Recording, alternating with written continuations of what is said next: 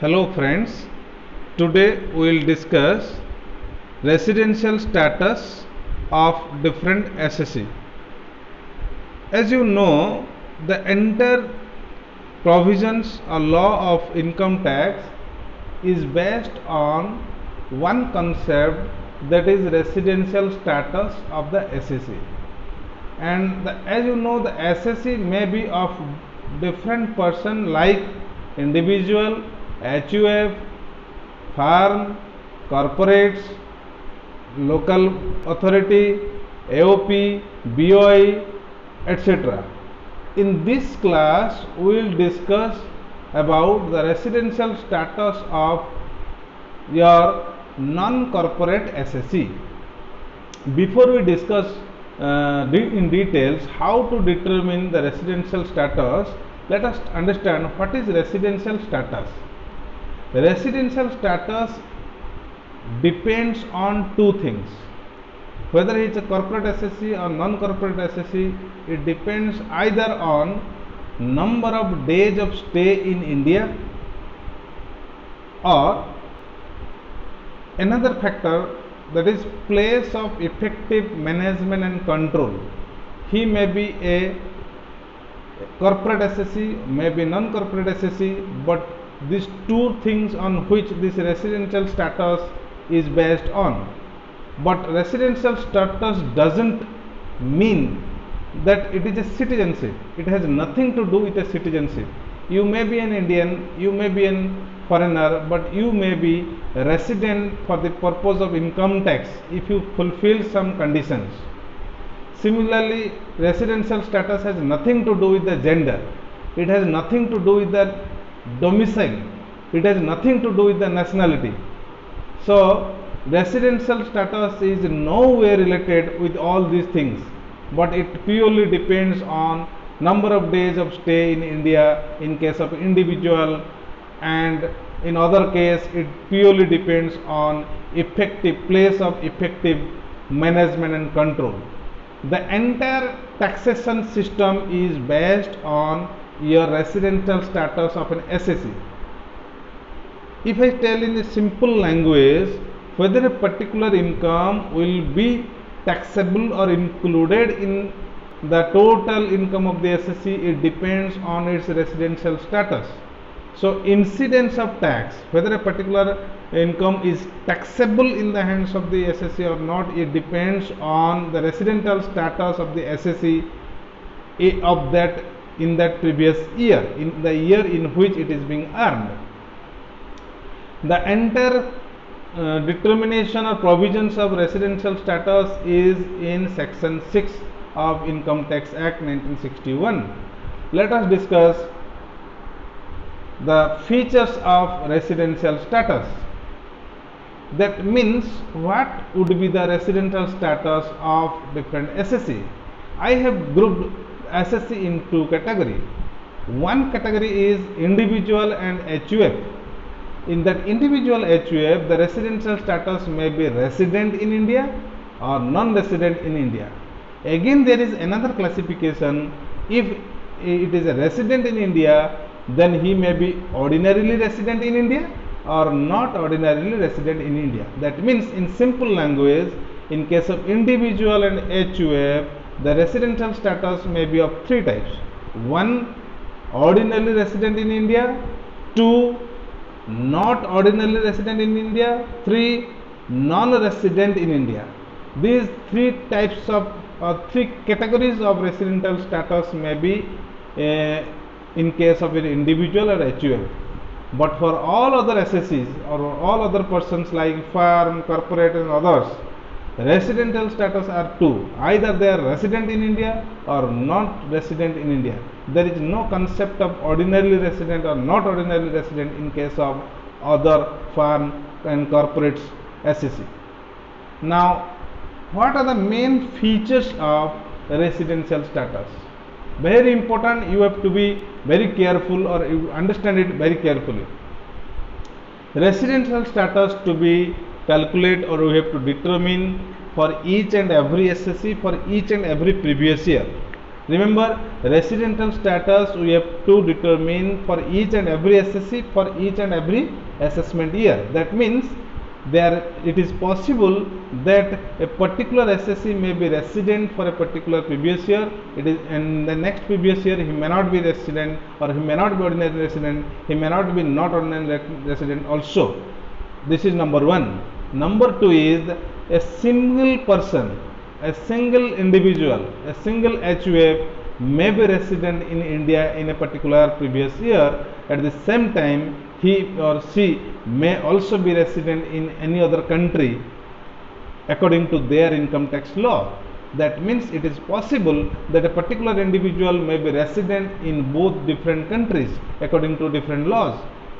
Number three, same person have same status in the same previous year. That means if a person is staying in Odisha and his residential status is determined as resident, then the same person, if he is staying in Delhi in the same previous year, the residential status will remain same irrespective of his place, of stay, region of stay, purpose of stay, and time period of stay.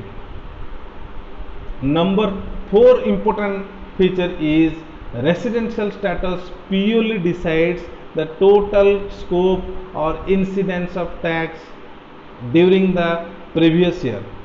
It is nothing to do with the nationality. It is the thing which is to be determined, only used for the purpose of determining the total scope of your income tax of an individual or HUF or any other SSC. Let us discuss how to determine the residential status of an individual. This is coming under section 6 subsection 1. Listen, it is very simple. We have two basic conditions. If any individual who is satisfying either of the two basic conditions, either one means A or B, if either one of the basic condition is being satisfied during the previous year, that means that individual will be considered as a resident. What are the conditions? Number one, he is in India in the previous year for a period of 182 days or more. वो India में previous year में 182 दिन 182 days रहना चाहिए. If he is in India for 182 days, then he will be considered as a resident for that particular previous year. Or if he doesn't satisfy the same condition, then second condition is he is in India for a period of 60 days. How many? 60 दिन. अगर वो previous year में 60 दिन रहता है या फिर उससे ज़्यादा रहता है, और more than during the previous year, and plus 365 days or more during the 4 immediately preceding the previous year. Let me give an example. Our previous year is 2019 and 20. So in 2019 and 20, that person should be in India for at least 60 days. For at least 60 days. 1920 में उसको जो भी है individual वो India में 60 दिन या फिर उससे ज़्यादा रहना चाहिए. और उससे पहले वाला previous to that current previous year और preceding to the current previous year 4 साल में, पिछले 4 साल में प्रीवियस ईयर को छोड़ के, मीन्स 1920 को छोड़ के पिछले 4 साल में अगर वो 365 डेज और मोर रह रहा है तो वो रेसिडेंट हो जाएगा. Any person who will satisfy either one of the two condition will be consider as your resident. Now there is an exception to this second rule. That means in the following cases that second B rule will not be applicable. That means any person who will stay at least for 182 days in India will be considered as a resident. The second option is not available. What are the cases? Number one, an Indian citizen. Number one, very clear. Be understand it clearly. An Indian citizen who lives India during previous year for the purpose of employment outside India. अगर कोई Indian citizen बाहर जा रहा है, country का बाहर जा रहा है एम्प्लॉयमेंट पर्पज़ के लिए, तब ये बी वाला पॉइंट नहीं लगेगा। Means 60 days will be converted to 182 days. That means B point is irrelevant. That person has to stay in India for at least 182 days to become resident. Number one case. Number two, an Indian citizen who leaves India during the previous year as a member of the crew of an Indian ship. Member of the crew of an Indian ship, अगर Indian ship में crew member की तरह बाहर जा रहा है, वो individual India में प्रीवियस ईयर में 182 डेज मिनिमम रहना चाहिए रेसिडेंट होने के लिए for income tax point of view. Now who are Indian citizen I will discuss in next slide. Number 3 exception is an Indian citizen, a person of Indian origin visiting India or coming to India for visit purpose. In that case also this exception is not applicable. That means in these 3 cases, if the person will stay for 60 days or more also, will not be considered as a resident if he is not staying at least 182 days during the previous year. Am I clear? Now let me discuss then who will be considered as non-resident. Then the person who will, the individual who will not satisfy either A or B. अगर कोई A या B कुछ भी satisfy नहीं कर रहा है, he will be considered as non-resident for the previous year. Again I am repeating, the non-resident is determined for each previous year. That means if one is not satisfying condition A and B, he will be considered non-resident for the same previous year, not for all previous year. Same person may be resident in the next previous year if he is satisfied or he will satisfy either A or B.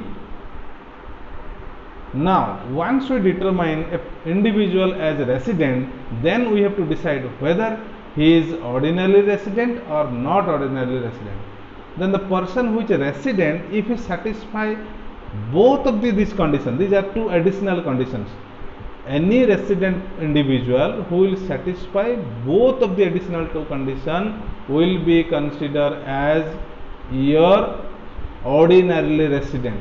Then what are the additional conditions? Number 1, he has been a resident in India at least 2 out of 10 previous year preceding the relevant previous year. In our example, your relevant previous year is 2019-20.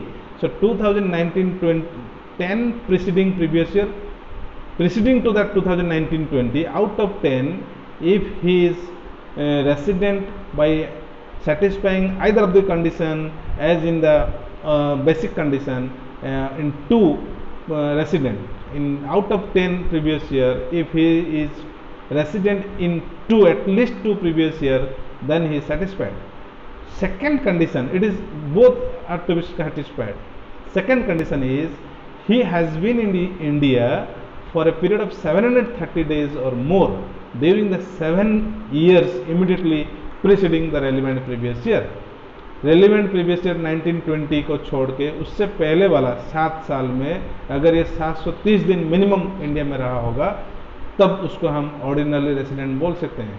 So any person who will satisfy both A and B will be considered as ordinarily resident. If a person will not satisfy either one of the these additional 2 condition, above 2 condition, he will be considered as resident but not ordinarily resident. Resident but not ordinarily resident. Now the entire concept based on different things or different terms. Now we have to understand the terms. First term is your person of Indian origin. Then who will be considered as person of Indian origin? A person is deemed to be an Indian origin if he or either of his parents or any of his grandparents was born in undivided India. Any persons, either he or his parents or his grandparents, if they were born in India, undivided India, then also they will be considered as person of Indian origin. Number 2 is, as I am staying at least 182 days, at least 730 days, at least 365 days, stay in India. When I say stay in India, here stay in India means stay at any place within the geographical limit of India. The limit may be in land and maybe in the water, maybe in the air.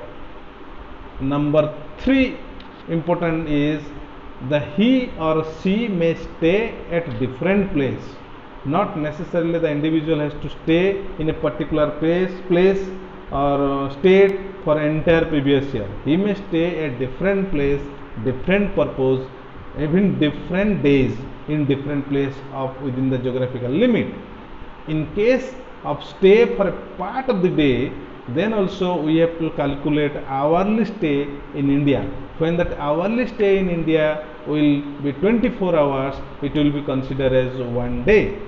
Now the most important, the most very important thing which is required for determination of residential status is number of days calculation.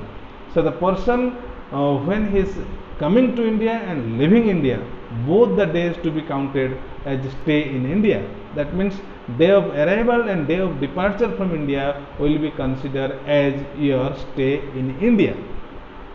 So this is all about how to determine the residential status of an individual. Now how to determine the residential status of HUF? What do we mean by HUF? Hindu undivided family.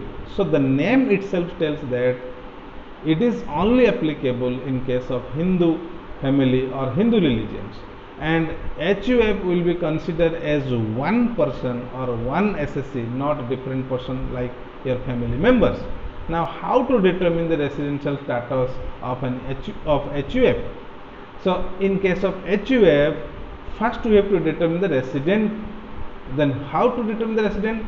If the control and management of its affair is wholly or partly situated in India, then that HUF will be considered as a resident. Again I am repeating, whatever the major decisions are being taken or the control of Hindu undivided family affairs is matter which is situated or which is concerned from either entirely or partly from India, then the HUF will be considered as a resident. If entire control and management is situated out of India or outside India, then it will be considered as non-resident. Again I am repeating, अगर HUF का जितना भी management control का affairs का control हो रहा है, अगर वो पार्टली हो सकता है या कम्प्लीटली हो सकता है, अगर इंडिया में है तो हम उसको रेसिडेंट बोलेंगे. अगर कम्प्लीटली बाहर में है, इंडिया में कुछ भी कंट्रोल नहीं हो रहा है, कुछ भी मैनेजमेंट नहीं हो रहा है, तो वो नॉन रेसिडेंट हो जाएगा. अभी once you decide that HUF is resident, then how to determine whether it is a ordinary resident or not ordinary resident? The same principle as it is applicable in case of individual is also applicable in case of HUF. The only thing is the rule is applicable on Karta, that means the head of the family or the manager. We can also consider as the manager.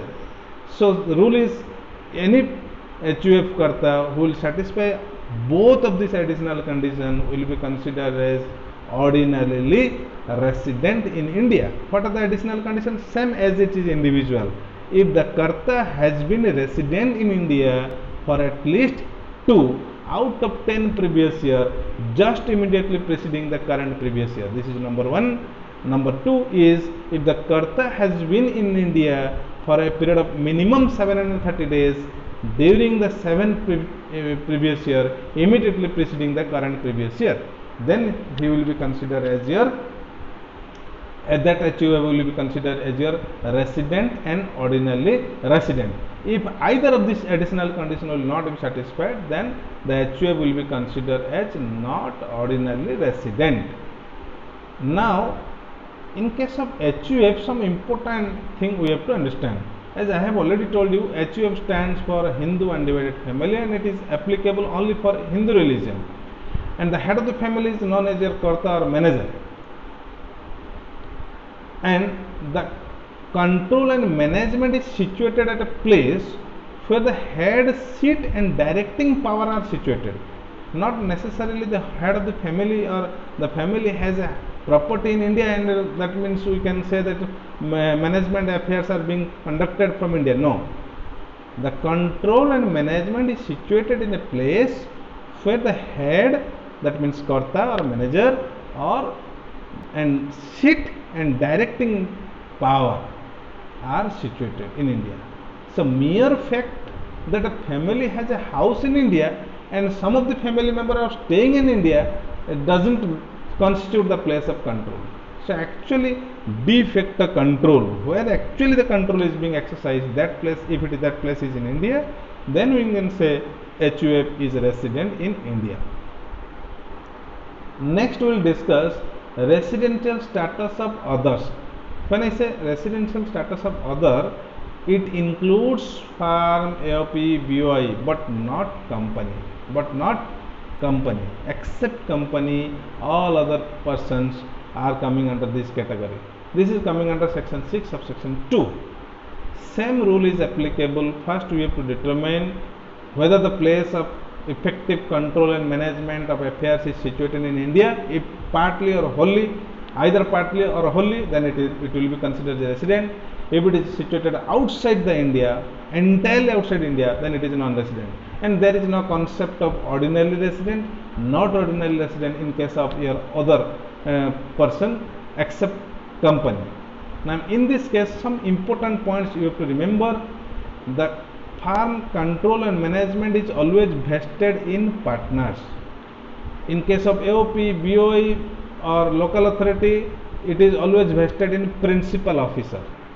The control and management means the de facto control, real control or decision making power, and the management, not merely the right to control the management. If a person is given a right that you are the manager, then it is not considered as management. The person who is given the right, the person who is behind the screen, who is actually having the power to control and management of the affairs, if that person is situated or sitting in India, directing power is coming from India, then it will be considered as a resident.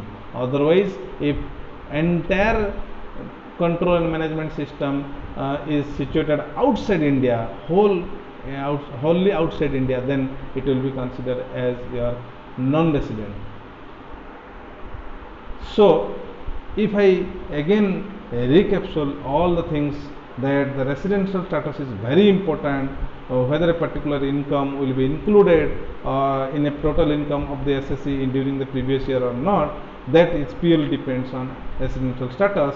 And for individual, status may be three types. One is your ordinarily resident, not ordinarily resident, non-resident. Similarly, in case of HUF, ordinarily resident, not ordinarily resident, and non-resident. But in all other cases, there are only two status, either resident or not resident. So this is all about how to determine the residential status.